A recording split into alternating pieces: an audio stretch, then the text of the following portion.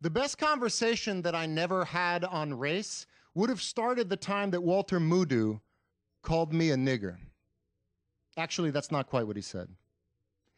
Instead of passing a platter of sushi around the room, as my mother taught me to do as a child, I stood there, casually, with the platter in my left hand, determined to systematically but casually eat the entire thing with my right hand. "Aw, Taylor," said Walter, "that's some nigger shit right there."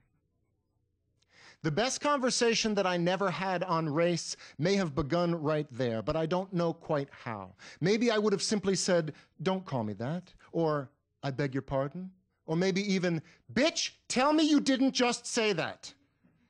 Maybe I would have told him about the one time that I used the word myself and was sent to my room immediately. The rest of Roots didn't make sense to me. Why do they keep calling Kunta Kinte Toby when his name is Kunta Kinte?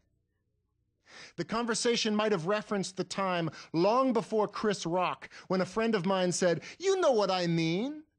There are black people, and then there are niggers." And I told him I did not know what he meant, and would he please never use that word again in my presence. It's so easy to get up on your high horse when you're talking to white people. Maybe that's why I never give them money on the street when they beg.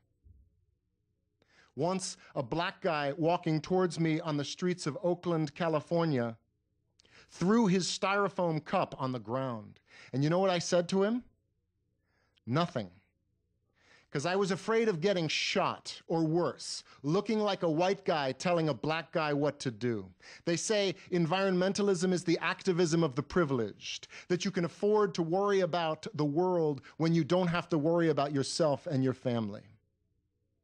I tell myself that the use of the word nigger by African America is a strategy of reappropriation designed to disempower the word, the way feminists and homosexuals have done with bitch and faggot.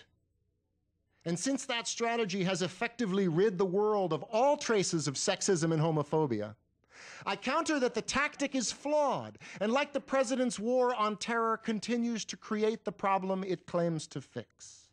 Listen, I say, your mother taught you to pass the sushi around, but you stood there and you ate it all by yourself. You disrespected your mother, so maybe that's the nigger shit that the brother was accusing you of in the first place. The truth is, it may have continued, but the best conversation on race isn't one you have with yourself.